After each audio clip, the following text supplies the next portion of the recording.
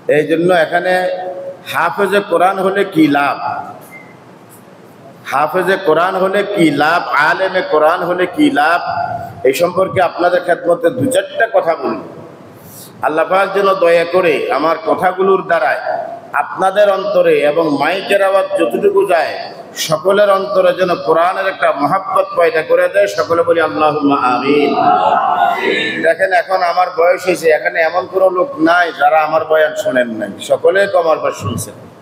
কারণ এত অঞ্চলে কোনো গ্রাম বাদ নাই যে গ্রামে আমি একাধিকবার বিচরণ করিনি। সুতরাং অনেকে মহব্বতের সহিত দেখা করতে আসছেন, অনেকে দেখা করে আসা চলে গেছেন, কারণ আজকে মতলবের বাজারের দিন। অনেকে দেখা করে চলে গেছেন যেহেতু বাজার দিন, তারা ব্যবসা বাণিজ্য করে। তারপরেও যারা আসছে আলহামদুলিল্লাহ তারা দেখা করে গেছে, হয়তো একটু দোয়া নেওয়ার জন্য আসছে। আচ্ছা, ঘরের ভিতরে আপনারা কি কথা বুঝেননি? কথা বোঝা যায়নি।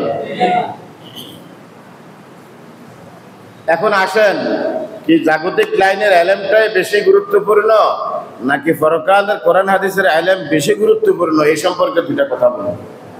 আল্লাহ পাক যেন আমাকে দিয়ে আপনাদের উপকার হয় এমন কিছু কথা বলার জন্য তৌফিক দান করেন। সকলে বলি আল্লাহুম্মা আমিন। সকলে আবারও বলি আল্লাহুম্মা আমিন। সম্মানিত মুসল্লিয়ান কিরাম, এই কোরআনে কারীম অবতীর্ণ করেছেন আল্লাহ পাক। কোরআনে কারীম অবতীর্ণ করছেন কে? আর এই কোরআনে কারীমের হেফাজতের দায়িত্ব নিয়েছেন আল্লাহ পাক। আল্লাহ পাক এই দুনিয়াতে 104টা কিতাব পাঠাইছেন, তার মধ্যে 4টা কিতাব হলো বড়, 100 কিতাব হলো কি ছোট। একটু ভালো করে বুঝেন, 4টা কিতাব কি বড়, একটা আর 100 কিতাব হলো কি ছোট। যে 4টা কিতাব বড় তার মধ্যে বড় এবং শ্রেষ্ঠ হলো কোরআনে কারীম। কোনটা? কোরআনে কারীম। একটা কথা বুঝেন, আমাদের নবীজি যেরকম শেষ নবী, ওনার উপরে যে কিতাব অবতীর্ণ হয়েছে কোরআন, এটাও শেষ কিতাব। আমাদের নবীজির পরে আর কোনো নবী যেমন আসবে না, কোরআনের পরেও কোনো আসমানি কিতাব আর এই জগতে আসবে না। যেহেতু আর কোনো কিতাব আসবে না, এই কারণে আল্লাহ রাব্বুল আলামিন এই কোরআনের হেফাজতের দায়িত্ব গ্রহণ করেছেন। অন্য কোনো কিতাবের হেফাজতের দায়িত্ব আল্লাহ পাক গ্রহণ করেন নাই। যার কারণে তাওরাত, জবুর, ইনজিল এই 3টা বড় কিতাব, এগুলির মধ্যে রদবদল করে ফেলেছে, হেরফের করে ফেলেছে, পরিবর্তন করে ফেলেছে। কিন্তু কোরআনে কারীম 1400 বছর পূর্বে যেরকম ছিল এখনো এরকমই আছে। একটা জের জবর নক্তা, একটা অক্ষরকেও কেউ পরিবর্তন করতে পারে নাই, কিয়ামত পর্যন্ত পারবে না। আপনারা হয়তো বলতে পারেন যে হুজুর কোন লোক তো বলে কোরআনকে বলে পরিবর্তন করে দিতে হবে, এই কোরআন বলে এখন চলবে না। একটা কথা মনে রাখবেন, কোরআনে কারীমের হেফাজতের দায়িত্ব নিয়েছেন কে? আল্লাহ। আর এই কোরআনে কারীমকে সংরক্ষণ করার দায়িত্ব নিয়েছেন আল্লাহ পাক। সুতরাং কোনো পুরুষ হোক আর নারী হোক, কেউ এই কোরআনকে পরিবর্তন করতে পারবে না। একটু ভালো করে বোঝেন, আমাদের দেশে একজন আলেম বিদ্বেষী, কোরআন বিদ্বেষী, মাদ্রাসা বিদ্বেষী একজন মহিলা জন্মগ্রহণ করেছে। তার নাম হলো তাসলিমা নাসরিন। সে তার বই পুস্তকের দ্বারা, তার লিখনির দ্বারা কোরআন হাদিসের যত সমালোচনা করা যায় সব গুলিয়ে করছে। সে বলছে কোরআনকে আগাগোড়া সবটা পরিবর্তন করে দেওয়া লাগবে। কেন? তার বিভিন্ন যুক্তি দিয়েছে, তার মধ্যে একটা যুক্তি হইল যে কোরআনের মধ্যে একজন পুরুষকে একসাথে 4টা বিবি রাখার জন্য কি দেওয়া হয়েছে? অনুমতি দেওয়া হয়েছে, কিন্তু একজন মহিলাকে একসাথে 4টা স্বামী রাখার অনুমতি দেয়। এটা বুঝছেন তো কথা আপনারা? এখন ওর কথা হইলো একজন পুরুষের 4টা বিবি রাখুক, আমার এখানে কোনো আপত্তি নাই, কিন্তু একজন মহিলাও একই টাইমের মধ্যে 4জন স্বামী রাখার অনুমতি থাকতে হবে। এবার কথাটা বুঝছেন কিনা?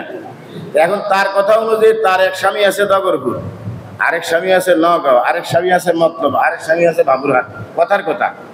এখন এক এক স্বামীর কাছে সে 1 সপ্তাহ করে থাকে। এইভাবে থাকতে থাকতে 1 মাস যাওয়ার পরে তার পেটের মধ্যে কি আসছে? বাচ্চা আসছে। এখন তার যে 4টা স্বামী, কোন স্বামীর পানির থেকে এই বাচ্চাটা তার গর্ভে আসছে এটা কি সে নির্ণয় করে দিতে পারবে?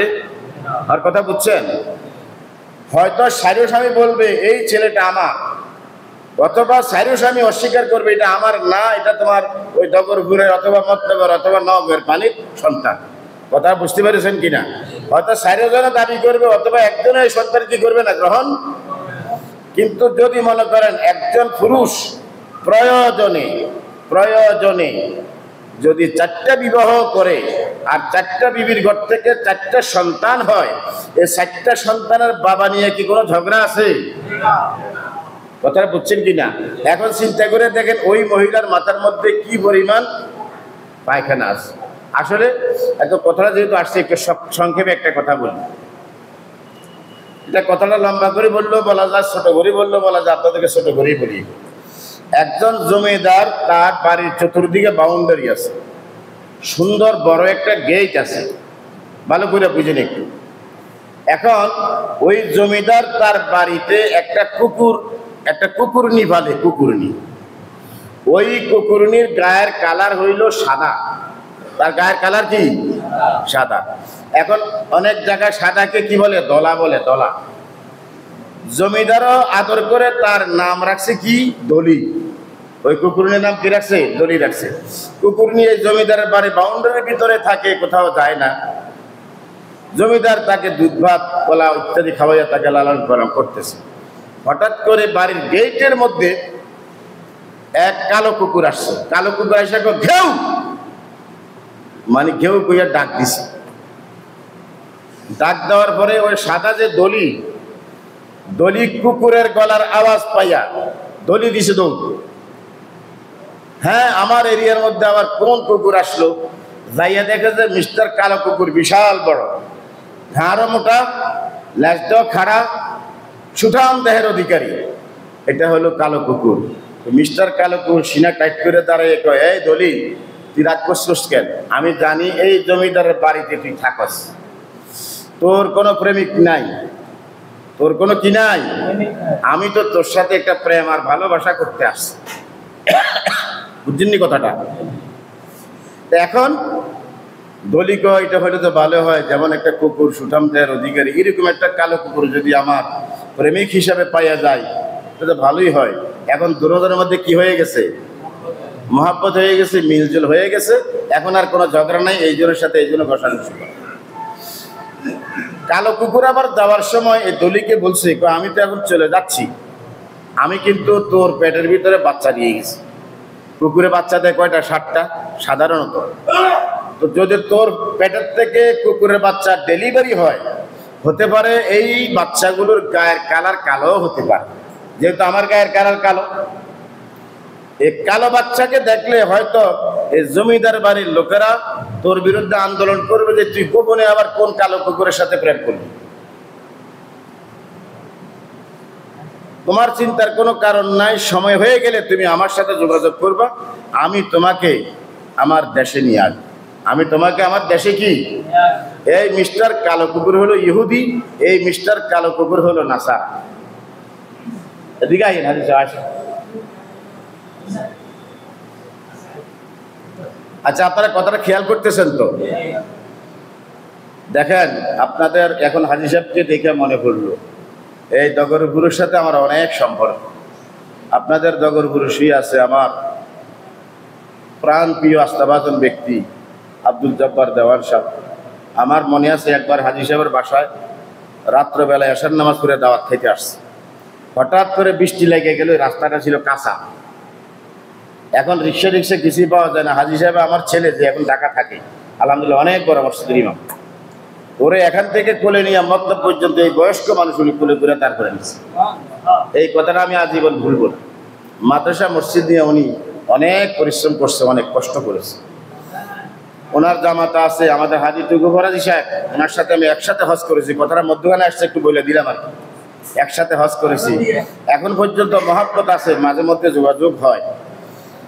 তো যাই হোক, আপনাদের এই দগরপুরের সাথে অনেক সম্পর্ক, অনেক সম্পর্ক। এই যে আপনাদের মিজিবাড়ির সামনে মসজিদ হয়েছে, এই মসজিদ উদ্বোধনী তো আসছি, বারংবার আসছি। আল্লাহ পাক এই ডগরপুরবাসীকে কবুল করুন, সকলে বলে আল্লাহুম্মা আমিন। যে কথাটা বলতেছিলাম, ওই মিস্টার কালো কুকুর ইহুদির বাচ্চা বলে গেছে, আমি প্রেম করে তোমার পেটের ভিতরে কি বাচ্চা দিয়ে গেলাম? কালো কুকুরের বাচ্চা। এই বাচ্চা ডেলিভারি হলে এই জমিদারের বাড়ির লোকেরা তোমাকে হয়তো আর এখানে থাকতে দিবে না।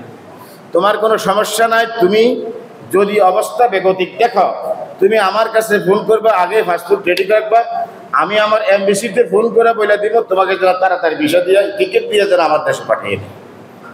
এখন কথাটা বুঝছেন না? যেমন কথা তেমন কাজ। কিছুদিন পরে ওই কুকুরনির দলির পেট বড় হয়ে গেছে। এখন জমিদারের পাকঘরের পিছনে যাইয়া বাচ্চা ডেলিভারি করা শুরু করছে। একে একে 7টা কুকুর বাই গেছে। কয়টা?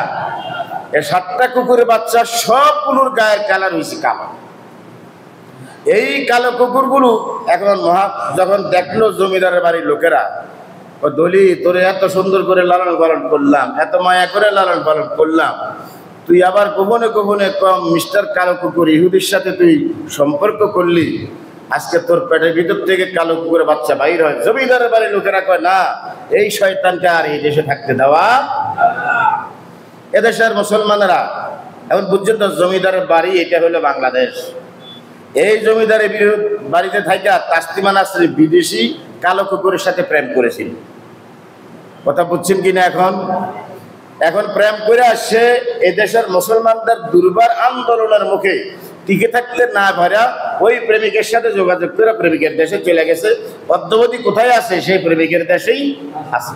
কারণ এই সমস্ত লোকদেরকে তালি দেওয়ার মতো লোকের কোনো কি নাই, অভাব। তাদেরকে জায়গা দেওয়ার লোকেরও কি নাই, অভাব। এখন দলিত চলে গেছে, এই কুকুরের বাচ্চাগুলো খেয়াল করেন, দলিত চলে গেছে, কিন্তু বাচ্চাগুলি কি নিয়ে গেছে নাকি বাচ্চাগুলো রয়ে গেছে? এই বাচ্চাগুলি বলবে, এই বাচ্চাগুলি বলে ইসলাম ধর্ম কতগুলি ইতরের মাঝে বেঁচে আছে, ধরে কর নাউজুবিল্লাহ। এই কালো কুকুরের বাচ্চাগুলো এরাই মুসলমানদের বিরুদ্ধে বিবৃতি দেয়, আলেম ওলামাদের বিরুদ্ধে বিবৃতি দেয়, কোরআন হাদিসের বিরুদ্ধে কি দেয়? বিবৃতি। কথা বুঝছেন কিনা? এখন সম্মানিত হাজিরিন, তাসলিমা নাসরিন তো কোরআন পরিবর্তন করতে চাইছিল, পরিবর্তন করতে পারছে নাকি নিজে পরিবর্তন হয়ে গেছে?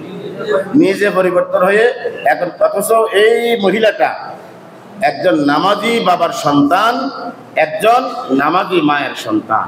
তার মা বাবা কোরআন তেলাওয়াত করত, কিন্তু দেখেন সুশিক্ষা না পাওয়ার কারণে, দুশিক্ষা পাওয়ার কারণে, খারাপ শিক্ষা পাওয়ার কারণে, বিদুর্মীদের সংস্রবে যাওয়ার কারণে মা বাবাকে ত্যাগ করতে রাজি হয়েছে, তারপরে বন্ধুকে ছাড়তে রাজি হয়নি। বর্তমানেও দেখা যায় আমাদের সন্তানদের মধ্যে অনেক সন্তান মা বাবাকে ত্যাগ করতে রাজি আছে, কিন্তু মোবাইল ছাড়তে রাজি নেই। আছে কিনা? নাই এরকম।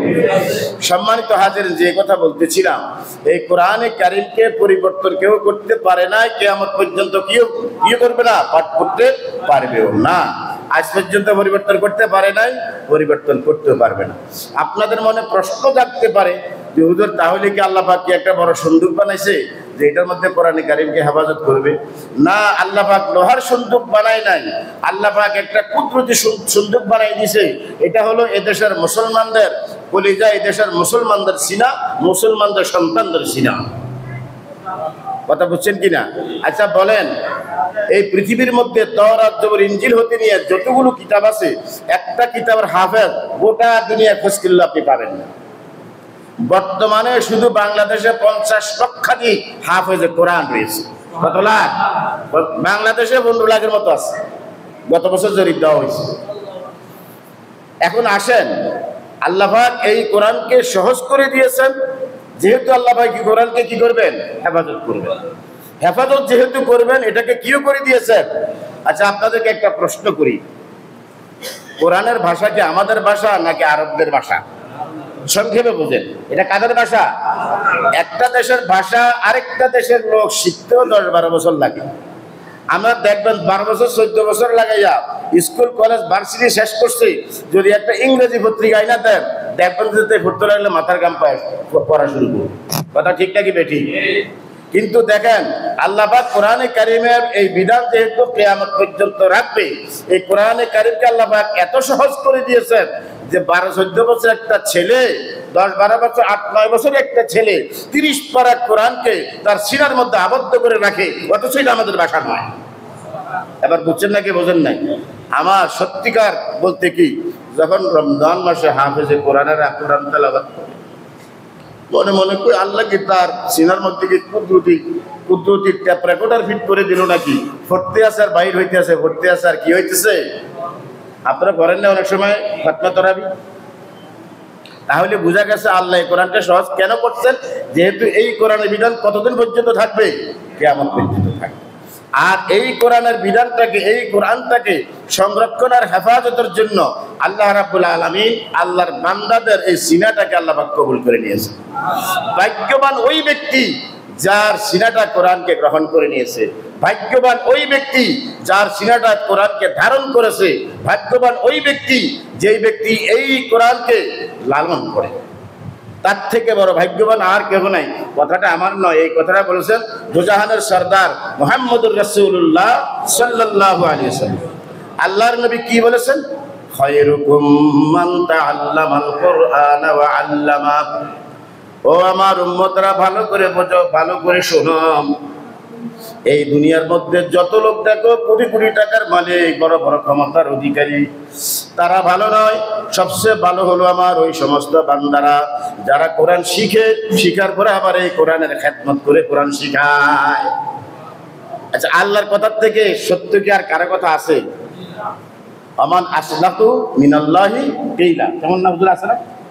আল্লাহ পাক নিজে বলছেন আল্লাহর থেকে সত্যবাদী, কথার দিক দিয়েও সত্য, সব দিক দিয়ে আল্লাহর থেকে সত্যবাদী তো আর কেউ নাই। আল্লাহ পাক ঘোষণা দিয়েছেন যে আলেমে কোরআন এবং হাফেজে কোরআন, আলেমে কোরআন এবং হাফেজে কোরআন তারাই হলো আসমানের নিচে এবং জমিনের উপরে সবচেয়ে উত্তম ব্যক্তি, সবচেয়ে ভালো ব্যক্তি। এটা আলহামদুলিল্লাহ এখন আমরা আমাদের সমাজের মধ্যে আমরা দেখতেছি। আচ্ছা, সংক্ষেপে একটা হাদিসের তরজমা আপনাদেরকে করি।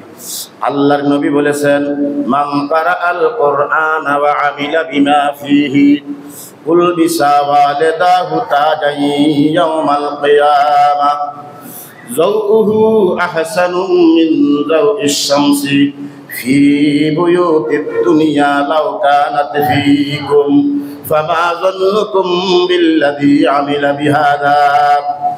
আল্লাহর নবী বলেন, যে ব্যক্তি কোরআন পড়বে, কোরআন মুখস্থ করবে, কোরআন অনুযায়ী আমল করবে, ওই ব্যক্তি তো মর্যাদাশীল হবে তা নয়, সে তো মর্যাদাশীল হবেই, তার মা বাবাও তার খাতিরে বড় মর্যাদাশীল হয়ে যাবে।